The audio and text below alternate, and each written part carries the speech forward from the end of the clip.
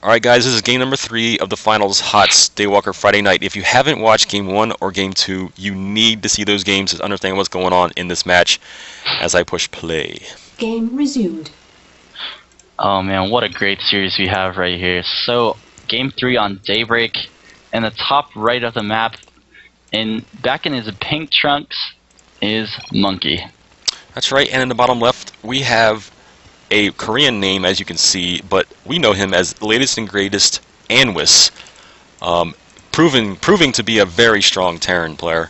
Oh man, last game, I just felt my heart going back and forth. Like I'm still catching my breath because how exciting that was. Monkey with all the advantages on 3 bases, stopping the mining of aznfatality, and really about to take a 4th, but aznfatality just punches it and in the end takes the game. You know, there's little things you notice about games, and the star sense he had to know that if I just push that 3rd and if I can beat him down right there, I might win this game. And you know what? He felt it in his gut, and he did it, and he won. You know, it's just one of those things. Like, where can he be building these command centers? Where would he be expanding? And he went for it, and it turned out good. And I think that's a really good game sense. Oh my goodness, game 3, and Monkey is bringing out the ricotta cheese, and yeah, proxy barracks. We'll see how this works out for him. Yep, Monkey doing proxy barracks on Daybreak. You know, I'm not feeling proxy on this map as much as I am on Cloud Kingdom, but we'll see. We'll see how this works out for Monkey. Meanwhile, the aznfatality scout is going to see nothing inside this base, and that's going to raise some alarm bells, hopefully. If you're any StarCraft player and don't see any buildings at this point in the game, then you got to be saying what is going on. So. Yeah, exactly. So barracks finishes for aznfatality. He's going to lift his barracks and then put it back down. Tech lab goes down for aznfatality. And what do we have here? A tech lab from Monkey at that proxy rack. So I mean, aznfatality he's just scouting nothing right now. He sees nothing. Yeah. And you have to say that it's brilliant when you can think, okay, if I don't need a tech lab anyways, why not build a tech lab? Well, guess what? For a proxy, this is great to have a tech lab on your barracks. No, this is absolutely great. He's going to proxy Marauder, and that is so nice. Check it out. I mean, aznfatality, he's going to react pretty well with his bunker and his scouting Reaper. Good old Reaper going around. And so Monkey looks like he's going to start to get ready for a transition, putting down his 2nd gas. He's not going to go all in with these Marauders. I mean, how can you? With all the units here, yeah, aznfatality is getting his own Marauder in that bunker, so he'll hold this off just fine. Just fine. Here we go. The 2 Marauders here from Monkey. They're going to try to poke up this ramp, and guess what? They're not going to be happy with what they see and run away. Yep. So I don't want to say this is completely ruined, but the Reaper in the main. Yeah, but here comes the SCV scouting where the barracks are. So the SCV does scout the barracks on the left-hand side. The Reaper does get into the main. There's nothing back here for Monkey to defend. Yeah, and with good micro, I think aznfatality could take out all of these SCVs. Now, Monkey has to be careful. I mean, he's pulling SCVs to try and surround this Reaper, and aznfatality is just kiting all over the place. 5 kills. Oh my gosh. This reminds you of those TLO VODs of just the Reaper just wreaking havoc on everything anybody else does. Yeah. So aznfatality behind us, he's going to expand, and I think that's a really good call. This Reaper, gosh, just ridiculous amounts of damage. These Marauders finally will make it back, but after 7 workers killed in this early stage of the game, it's so difficult. Yeah, look at the supplies, 32 to 24. And the barracks is floating slowly back. Yeah, there's no, I don't know. Whatever, Monkey, you took your chance. You thought you could get aznfatality. I don't know. Monkey saw that aznfatality walls off every time. I don't know what the mindset was there for making Marauders try to go in. I don't know. I mean, and was a good scout and good game sense to bunker up, make him one Marauder, just one Marauder holds off two in a bunker. So Monkey, he's going to move on to his 1-1-1 and then 2 more barracks. So he's staying on 1 base, which is pretty dangerous, I think, especially since Ann was dropped down his command center. So you could take this tech advantage like he did in game 2 and just begin to build a lead. Now he probably doesn't want the same result as game number 2, as he did get countered and lost. But I mean, this 1-1-1 push, like we said earlier, it's just so dangerous right now. Okay, so we have a tank, we have 3 Marauders, we have a 1 Marine, we have a Viking in the air, and we're going to see what he does with this force. Oh, the Scouting Marine sees this. Look at that.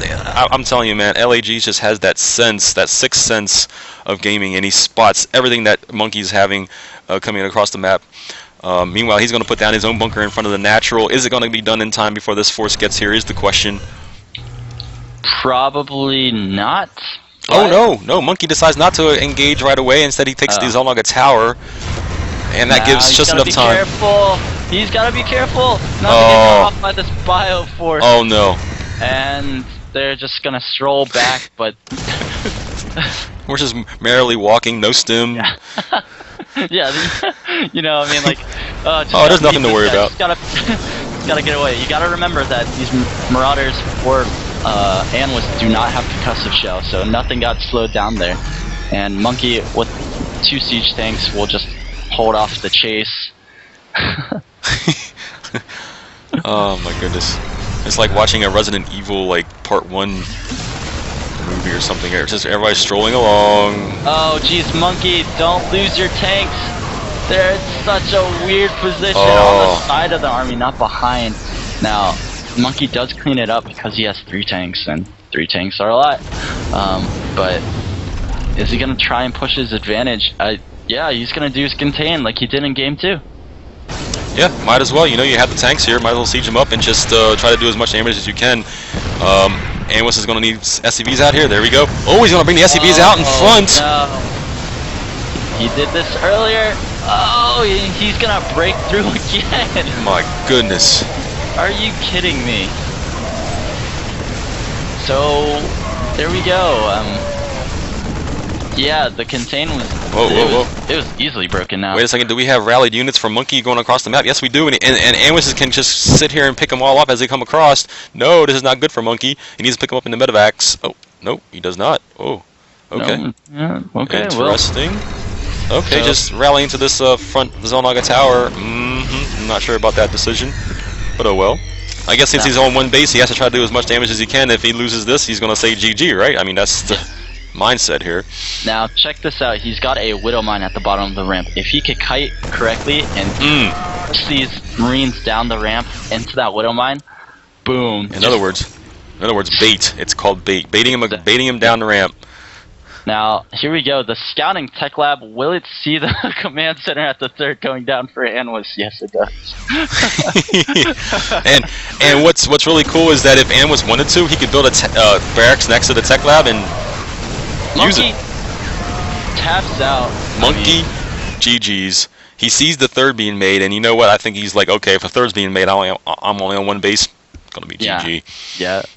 He pushed that 1 base so far. I mean, once you hit the 9-minute mark, you can't go back. You can't put down a command center because with the great game sense that Anwis has, he would counter back and probably just decimate that. So keeping on the pressure, but Anwis held off like a boss. That was incredible holds. Sorry, go ahead. Well, I just want to point out the gas again from Anwis. 723 gas at the end of that game. I don't know. You know, maybe he's just used to building gas.